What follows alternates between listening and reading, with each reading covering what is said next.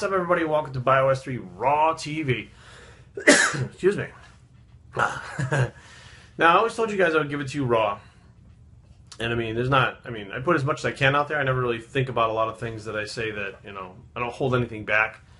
But I get a lot of questions, email-wise, Facebook-wise, stuff like that, asking me about money. We've talked about this before, money. How do you successfully become a bodybuilder because it's so expensive? I don't have the money, I don't have this, I don't have that.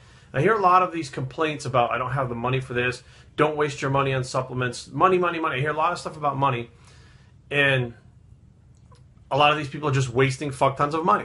And then they say they don't have any money, or I can't afford this, I can't afford that. Now, let me go back to my earlier days. I turned 18, I got a credit card. This is, I guess, a little story time mixed into this story too. I got a credit card, and I thought it was the coolest thing in the world. The first thing I did with that credit card, the first thing, my aunt worked at a credit union. I got the credit card from the credit union at 18 years old. Went to the mall when I got the credit card, to the mall, Swansea Mall, Massachusetts, and bought a pair of Oakleys for like $110. So I come home with these Oakleys, and my parents were like, how much were those? I'm like, $110. They were like, what? Like, back then, that was fucking huge amount of money for sunglasses. And like, no fucking 18-year-old kid was spending $100-something on sunglasses. And I was like, what? Where did you get the money for that? And I said, you put it on my credit card. I had like a $250 limit. And I thought this was the coolest thing. I said, I can get nice things and just pay them off. So I started paying like, the minimum on it per month, whatever. And that was my train of thought. You buy them, pay the minimum on it. I didn't realize at that young age, they tack on these percents that wind up adding up, and you wind up paying $200 for these things when it's not. So you wind up wasting money. Now, fast forward, my credit was good. I kept up with it. Fast forward a little bit, you're getting bigger limits. You're getting store cards. Things like this are starting to happen. So as I got a little bit older, let's say out of my teens and my early 20s, very early 20s, I had all kinds of store cards, charge cards, all kinds of bullshit. And I was using them. Of course, we're going to go to a club. Now, if you're going to go to a club, we'd buy new outfits every week to go to a club. Fucking stupid, right? So you go buy like the latest thing that came out at the mall, spend maybe $150, couple $100, for that week. Now you go out to the club itself. You pay $35 to $40 a piece for me and my girlfriend each. So that's $80 before you even walk through the door. Waters are $5. We're at the club for like 8 hours because it's an after-hours club. So you're looking at like maybe another $70, $80 worth of water. That's for one weekend, for one night. Okay, now, as things progressed along, I would use the credit card for that. Hey, I don't have the cash for it. And I was working one, maybe two jobs at the time, depending on what was going on at the time. I would use the credit card for it. Boom, I'll pay it off later. Boom, I'll pay it off later. Oh, you know what? There's no more credit on this one. I'll put it on this credit card. Boom. Oh, this one I owe a Piana. I'll use this credit card to pay this one off. Oh, I got a store card. Nordstrom. Great. Well, Nordstrom's expensive as fuck when you're 20 years old and don't have a lot of money. So you go in there, you're buying clothes. That thing racks up really quick. And the fact that I was keeping up with these things at the minimum payments meant I had good credit.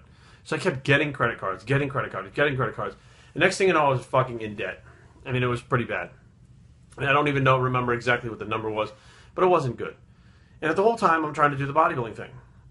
So a lot of my money was going to, partying and this and that, but I wasn't really focusing 100% on the bodybuilding thing. So I was doing okay. I wasn't really making great gains.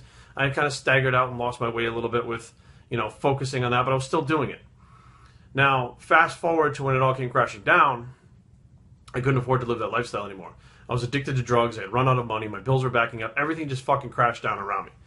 And at that point, I had to make a decision whether I was going to continue to do that, which how the fuck do you continue to do it? You can't. You have to get out of that.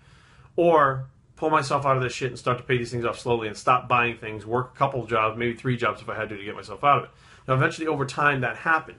Now, between the ages of, like, I'd say 27 to 28, about 20, between 28 to 36. How old am I now? 38, maybe 39. 28 to 36, so about 8 years, I didn't have a single credit card. Not one fucking credit card, not for emergencies, nothing. I didn't have a single credit card.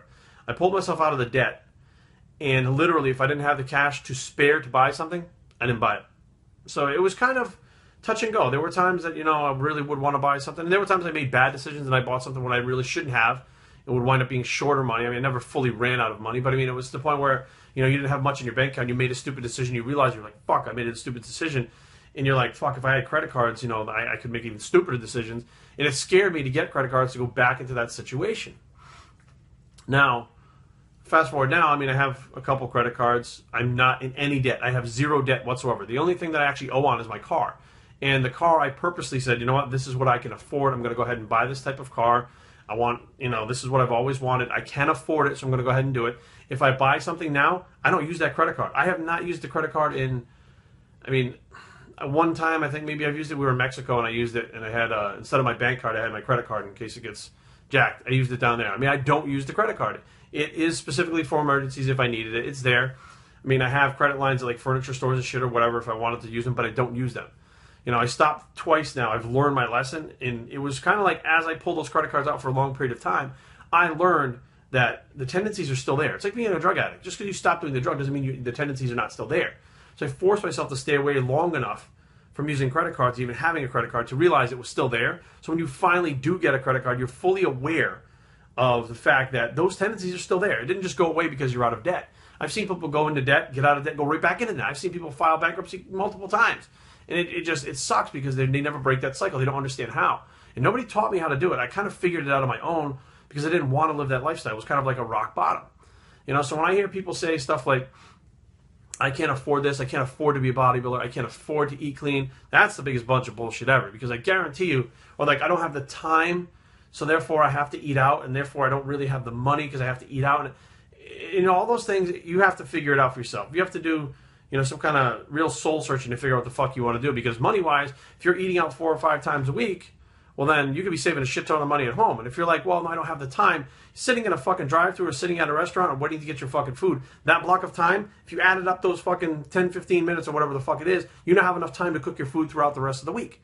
Like, it's just not, it's pieces of a puzzle I think people have a hard time putting together. But, you really have to sit back and say, some people have kids, house payments, like I don't have those things. You know what I mean? I don't have the house payments. We don't own a house. We don't have those things that you have kids. Things are always popping up left and right. You got 3 kids. It's even worse than when you have 1 kid. Like, we don't have those things, and that makes it a little bit easier for me to kind of live the lifestyle that I do now. Now, if I did have those financial responsibilities, things might be different. Okay, but that's not a fact. So, I guess what it basically boils down to, if you want to do it, you'll get it done. But you should also understand that it's all relative. If you can't afford it because you have 3 kids, a wife, a house, and you want to protect them, then no, you can't afford it. You're doing your best. But if you can't afford it because you're fucking around and going to the bar with your friends 2 nights a week, you're taking your girlfriend out to eat fucking 2 nights a week, you're going to the club on the weekend and spending a bunch of money, and you're fucking buying ecstasy tablets, $25 a pop, and you're fucking taking those, and you're saying, I don't have enough money to be a bodybuilder, then you're just full of shit. So take stock of what's going on with your life. Take stock of what you want. And, financial security is, it's not something that comes easy. I think that's the big part. Again, like bodybuilding, it doesn't come easy. You have to work at it. Unless you're already smart enough when you were younger, you were taught to do things a certain way, and it all falls into place, which that's not the way it happened for me. You have to go through some trials and tribulations, ups and downs before you figure it out. But, learn from those things. If I hadn't learned from being fucking broke and losing all that fucking money and stuff, I would have never known what to do now. So fast forward, everything kind of worked out now, but I learned a lot about life and how to do those things and balance those things in life. They really worked out for the long run. Bios3training@gmail.com. Leave comments down below, but don't fight. www.bios3training.com is a blog. I'm Bios3, and I approve this message, and we're out.